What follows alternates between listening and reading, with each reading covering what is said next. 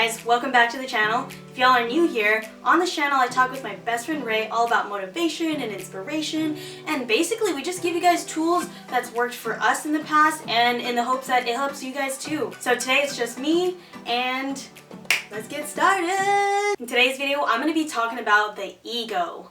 And contrary to what many people may believe, the ego is actually something that's good. It's helpful. It's trying to teach you something. The way I look at it, it's like your mother, your brother, your sister, your dog, your stepmom, your stepdad, your child. Basically, I'm just trying to say the ego is here to teach us something. It is a part of us, and it is not something that we should cut off or oppress or be ashamed about. The ego is the part of us that we need to put attention on, that we need to give love on. Otherwise, it's just going to keep coming up and coming up. And speaking of ego, like, I am new to this YouTube thing, and it's pretty weird to have to project my voice this loud in my house when all the rest of my family is here and trying not to feel self-conscious. But that, my friends, feeling self-conscious is also part of the ego. I mean, basically any negative feeling is the ego, but me feeling self-conscious is ego because I'm worried of what they're gonna think of me, how they're gonna be judging me. And my ego is worried about criticism because ego is fear of being inferior. Any array of negative feelings that you experience, that is ego fearing feeling inferior. Think of the ego as a crying baby. So when you don't give a baby love, right, or the baby feels neglected, it starts to cry, wah, wah, wah, until you give it love, until you give it attention. And if you don't, and the baby grows up just continuously being neglected, that baby grows up with trauma held inside of it. And because of that trauma, then that baby grows up as an adolescent and then an adult with all these trauma and enacts that trauma as an adult through various behaviors, right? So our ego is that baby, and we need to give love to our ego.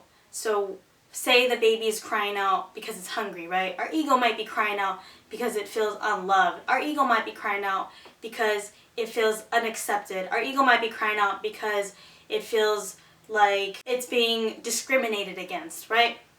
And so whatever our ego feels like it's being unfairly treated against, or it is lacking, it is not getting enough of, that is exactly what we need to love on. Anytime you start to feel negative feelings come up, it's because you're starting to feel inferior in some form or other. I mean, it sounds oversimplistic, but next time you do feel something negative coming up, really analyze it and ask yourself, why am I feeling this? And analyze the situation, what's going on, you're feeling, what the other person did, and how it made you feel. And you'll really see, once you break it down to the most simplest elements of the situation, you'll see it really is like, oh wow, I was feeling inferior, and that is why I reacted that way. Now, if you're watching... Sorry, there's a dude passing by and I got really self-conscious. Ego came up again. Fear of being judged. That is ego. Fear of feeling inferior. The ego, when it comes up, it has nothing to do with the external thing, but it has everything to do with you, on what's going on inside of your head and your heart and why it's coming up for you. The reason being that the external world, right, everything and anything is possible. Anything can come at us at any time. So, you know, whether it's somebody yelling at you, cursing you out, calling you ugly, some kid running up and kicking you in the leg, who knows, whatever. There's a million possibilities of what the external thing can do, and your reaction is your reaction. That's all your stuff. Now, bringing it back to the whole baby analogy, stay with me. If your ego comes up, then you can again imagine that as the baby crying, yelling, screaming, whatever, right? And the reaction, the ego reaction of that is maybe you becoming shut off, closed down, yelling back, cursing back, crying, all these negative reactions. That is your ego crying and yelling, becoming closed down and shut off. Alright, so we've gone through what ego is and why it comes up, but now I want to give you guys 4 steps on how you can process your ego, what's coming up for you, and then how to transmute that so that then you can really become the fullest version of yourself.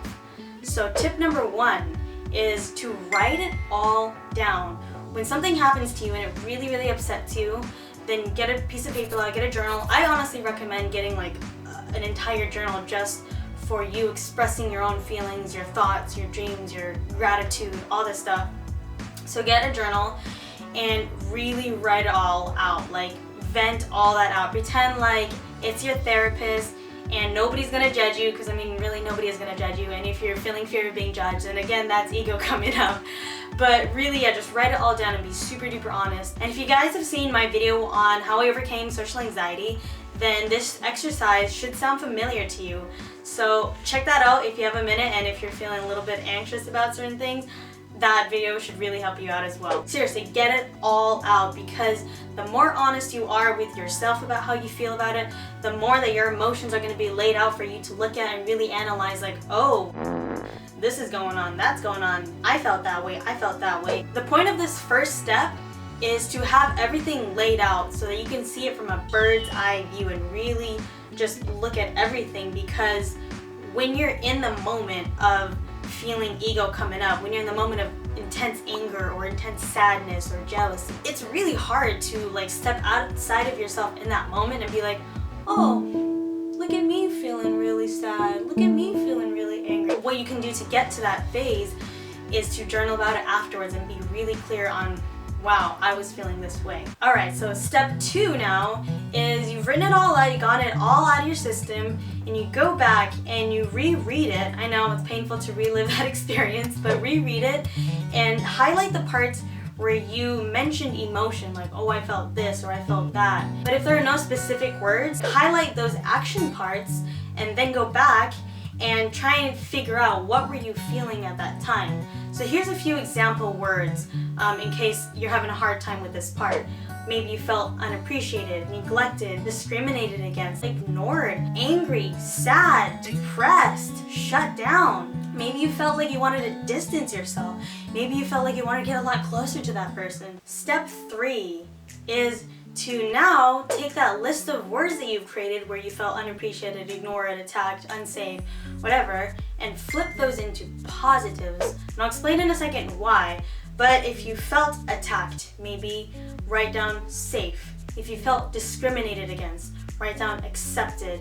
If you felt left out, write down accepted. If you felt unloved, write down loved, etc. And those are just examples, so you definitely don't have to choose what words I suggested. Just choose whatever words resonate most with you, with how would you like to feel instead of the original feeling that you had. For example, if I felt unshakably confident in my intelligence, then if somebody came up to me and they were like, you're stupid, or if they acted towards me in some way that made it clear that they thought I was stupid and I got defensive about it, then that means that there's some part of me that believes that I am stupid, that I'm not intelligent. Because in truth, if I was really confident, then I would literally just laugh in their face like, huh, you're ridiculous. I know I'm smart and beautiful and gorgeous and intelligent and got all my shit together. None of what they said would resonate with me at all. So again, if your reaction is like, who the hell do you think you are? You don't know me. I'm blah, blah, blah. And like all this stuff comes out, that is ego right there. Because if you feel the need to prove you're right and someone else is wrong, that's ego. Bringing it back to the superiority, inferiority thing, ego feels the need to stay superior, so it calls out the other person and tries to make them feel inferior, so that ego can maintain its level of superiority or perceived superiority, right? Because in truth, we're all equal, we're all humans, we all have successes, right? And so nobody is actually smarter or dumber than the other person, we just have different strengths and weaknesses.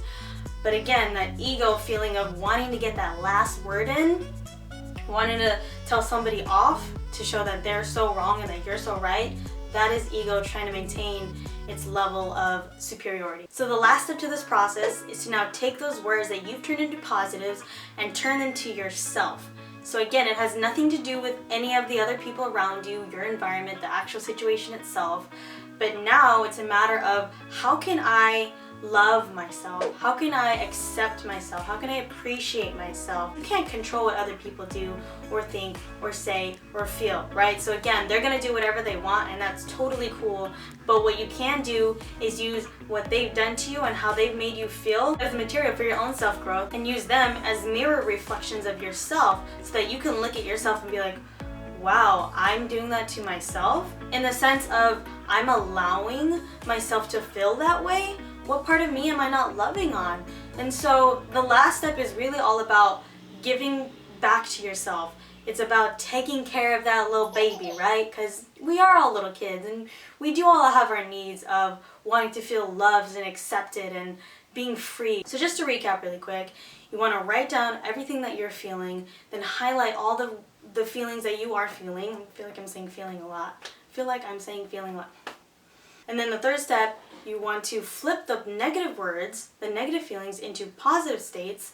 And then the fourth step is to then turn those positive words into yourself and look at how you can start to give yourself those things which you are lacking, and that is why your ego baby is crying out for attention and love. So I hope that helped you guys understand a little bit better about what the ego is about, what it is, and to understand that it's not something that you should be ashamed of anytime you have negative feelings come up, but that it's actually something that's crying out for attention inside of you that really needs to be looked at completely and accepted completely, and then treated in such a way with love where it's transmuted. Because trust me guys, once you start doing that, you will really start to feel yourself open up and feel more free, and you will express yourself more openly, and you won't give a about what other people say or think about you. And it's a lifelong journey of, ego coming up and then you working with it and loving it so that it doesn't have to cry out for attention. But once you start to do it, guys, you will really feel the difference. So if you guys enjoyed this video, please don't forget to like and subscribe, and I'll see you on the next video. Toodaloo!